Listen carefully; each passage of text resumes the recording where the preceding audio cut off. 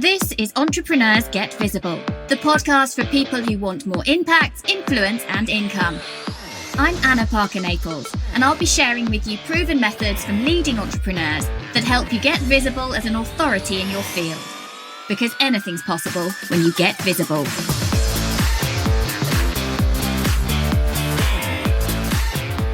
Hello and welcome to today's episode, delivered live of Entrepreneurs Get Visible. And I'm joined today by my friend Lucy Griffiths. And we want to talk to you about how you can make money while you sleep. So welcome, Lucy. Great to have you here.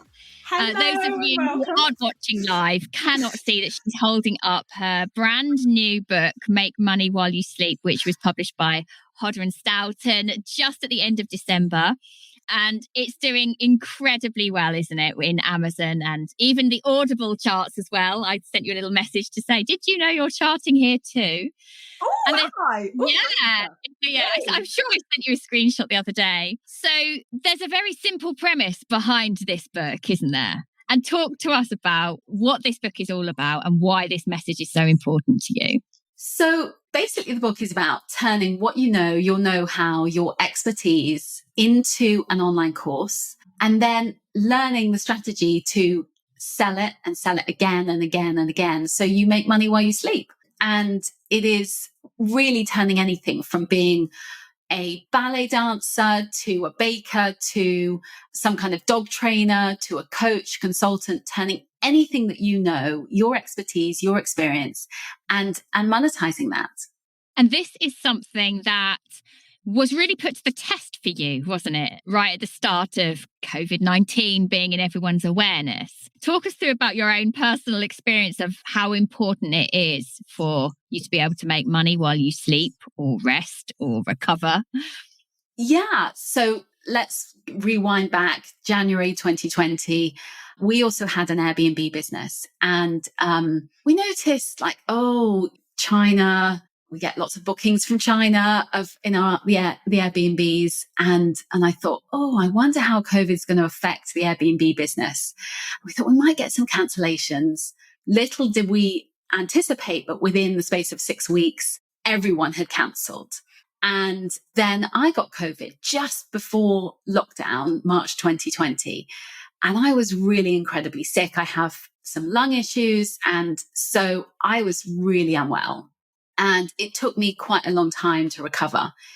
And so our Airbnb business completely tanked, no clients. We had 12 mortgages to pay, and we had, no income coming in except for the wonders of my $19 course. And so this one little course called Confident on Camera kept selling and did incredibly well during lockdown, and it sold and sold again and again. And that one $19 course made money while I slept and rested, but it paid all the bills. It covered everything and basically kept us more than afloat during that incredibly stressful, difficult time. Mm. And that was, it's amazing how people think, how can a small mini course provide all of this financial revenue and really keep your business going and be more than a safety net? It can really be the driver of your business, but it absolutely can. What I love about hearing this story is I've kind of been on the sidelines of this. Watching Lucy do this and achieve this and go through making this happen. We met for the very first time when you came on in my very, very first podcast, Inspiring Mummy Club, when we were both trying to carve our way in the online space, but really a little bit cluelessly, I would say, back then. Yes. But like me, Lucy has a very diverse, interesting and incredible background, which we could maybe give a very potted history of here, but really you do talk about it a little bit in your book. You're an incredible woman, but, struggling with the constant launching and having to be totally present on social media all of the time alongside family responsibilities.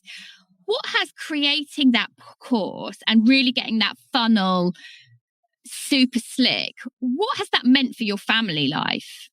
Oh, phenomenal difference. So my son has autism and requires me to be very present with him all the time. And so I couldn't have a business where I was dashing off to events and networking, because he gets really upset if I am literally not present if I'm not there to, in the mornings to get him off to school, if I'm not there for pickups. So I have to be really present. And I find I'm an introvert. I found social media really draining and exhausting. And I didn't really belong to I felt like I didn't really belong to all those cliques and I wasn't in the right gang, or I didn't belong to anybody's gang. It's a bit like school. It is a bit like school. And I was always at school, I was always friendly with everyone, but I didn't fit into a particular clique. I was just did my own thing, and I'd be friendly with people, but I didn't want to belong to this particular tribe or whatever. Mm-hmm. And so in social media, I just felt like it was the same thing, where all of that commenting and engaging, I just found really exhausting. And so I had that, but also then, there's all these swirling undercurrents, and I just didn't want to get involved with any of that. And so by creating a mini course, I completely stepped off that hamster wheel of feeling obliged to be visible and do all those things. And it meant that I just had a mechanism to sell, because how I work it is the $19 course. I have a variety of products within my funnel. So people buy the $19, but they also 40% of people buy my order bump. So that makes it, instead of being $19, it then becomes $47. And then from that, they buy into other products and services. And so it meant if, you're getting a consistent amount of people every day buying into that, you're getting a steady flow of revenue. So even if you're spending money on Facebook ads, so let's say you're spending $100, but you're making $300. I'm making up numbers here. I spend more than that, but just to then you're getting $200 every day. So if you then spent $300 and you were getting twice the return, you'd be then getting $900 a day. So obviously you are putting an outlay into, social media. You're putting an outlay into a Facebook ad. But on the back of that, you have a really strong funnel. Now, it's no point just throwing money at Facebook ads unless you have a funnel that works, and it's got to work and be a really strong proposition, because it's not going to work otherwise. But when you get it right, and you have to test and tweak and test and tweak and test and tweak until you get it right, then it flies. And so I literally have had a product. I sort of did a big changeover with it in sort of October, November time of last year. But I've had 2 consistent years where I really didn't touch it very much at all. And I was making over $1 million, and just, it was able just to work on repeat. So it meant that I could get off that hamster wheel. I could still do some social media if I wanted to, but it meant I did the bits I enjoyed. Like I enjoy doing Instagram reels. So I do those and have fun and be silly. I didn't have to do all of that commenting, engaging, and the stuff I find draining and boring. Sorry, I do like it sometimes, but got to be in the right mood. I had to do it all the time. And it meant it just gave me that freedom and flexibility. At the same time, I had my YouTube channel that was running, and I'd be pushing my courses through the YouTube channel. And again, that just works with SEO. So it meant that I didn't have to be constantly there because the SEO was working and I was getting views. So by doing this and setting up that you have to be really focused and streamlined with it, it takes you off that sort of constant need to be present and posting. And it means you get your family life back. It means that you can be really present, and you don't have to feel like, oh, there you go, kids, let's, stick on the TV while I just do a bunch of commenting and posting. And for things like homeschooling, it meant that I could be really present for homeschooling and be there to teach my son to read and write and all of those things that, we needed to do, and be there for the tantrums and meltdowns and everything else. And it was completely doable. I'm not saying lockdown was a joy. It wasn't, but it was much more manageable because I was able to be present and still had income being generated on a consistent basis. And we didn't have to worry that the Airbnb business had completely and utterly fallen over.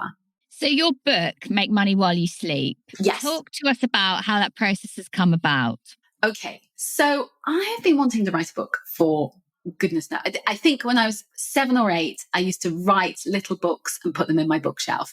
So this has been a dream that I have been manifesting for many, many, many years, almost 40 years. And I just literally before lockdown met with an agent who liked my idea and really wanted me to go ahead and write this. And she was desperate the whole of lockdown. She was like, please, how are you getting on? Are you writing it? And I thought, I'm not going to write it during lockdown. We went away sort of July, August 2020. We managed to get into Italy without the restrictions, thank goodness. So I wrote 3 chapters while we were there. I sort of got up at 5, would write, and that was my pitch proposal. And then various, iterations of that. And so I got my book deal in February 2021. And the book deal was on the agreement that I had 3 months to write the book. And at the time I was like, oh my goodness. And bearing in mind, we were still in homeschooling. So I thought, well, there's no way I'm going to write while I'm homeschooling because it's not going to happen. So I then cut short my time even less. So I basically, rather than having 12 weeks, I had about 10 weeks to write. So I'd mapped out 10 chapters and I just had to deliver a chapter a week. And so that's what I did. And so sometimes I'd get to Friday and think, oh my flippity jiddits, I've got to write a chapter by 3:00 today, school pickup time. And I would just get in the flow and write. And sometimes then it would mean, okay, I'll get up at, 5 a.m. on a Saturday morning and write for 3 hours. But I got it done. I can't quite believe I got it done, but I delivered it within 3 months. Amazing. So, yeah. And it's everywhere at the moment. It's absolutely everywhere. It's on all of the top charts. It's great. And you have some really great featured people in that book as well. So Lucy reached out to me and said, I want to talk about podcasting in my book. How can we have a quick chat? And so, yeah, I'm in it too. It's always amazing when somebody features you in their book or mentions you in your book. It's always really, well, you are brilliant. Your tips and suggestions, for building. We have a chapter on sort of audience building. And basically, once you've got your course, then it's like how you're going to sell it. And so one of the ways, obviously, is Facebook ads I've talked through, but there's other ways. So using audience building, whether that's podcasting. We had Fit Waffle, who is this amazing inspirational character person on TikTok who has, well, probably more now, but at the time of publication, it was like 60 to 70 million views on TikTok for her content. And she basically bakes crazy cakes. And so, but sharing how she's monetized that and her story. And, there are so many ways that you can build and grow in the online business and sell your expertise through courses. But you've just got to go deep on your idea, have it nailed, create a mini course, and then it's audience building and deciding where you want to build your audience. And because not every platform is right for everyone. We were just talking through what we're seeing, platforms we like, platforms we don't like. And you've got to think where's the audience for me? Where are they? So yeah, I think it's a mix of choosing where your people are, but also being strategic.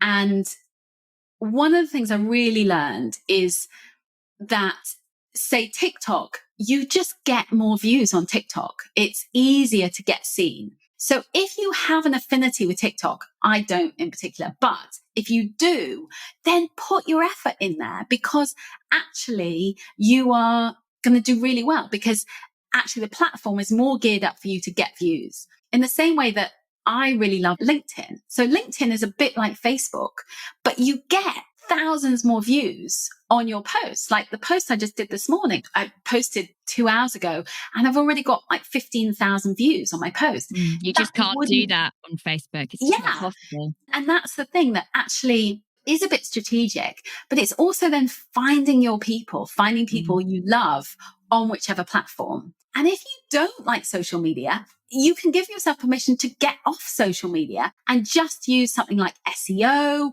or using YouTube, which I adore YouTube, because then you don't have to do all of the kind of exhausting social media stuff. The treadmill. And just focus on SEO. Amazing. Well, people, I hope that you found this interesting and inspiring, and it will help you think about how you can streamline some of your knowledge into a process and a funnel that is super tight, that works for you so that you can make money while you sleep. So go and grab Lucy's book. Go follow her as well. Obviously, she's over on YouTube and on Instagram. Yeah, she's holding up again the book, Make Money While You Sleep, which has got a beautiful colour, a beautiful cover. So congratulations, Lucy. I hope you found this interesting if you've been listening today, and we'll be catching up with you very soon. Thank you for listening to Entrepreneurs Get Visible. To get your free checklist on how to raise your profile and to find out about our community, go to annaparkernaples.co.uk/get visible.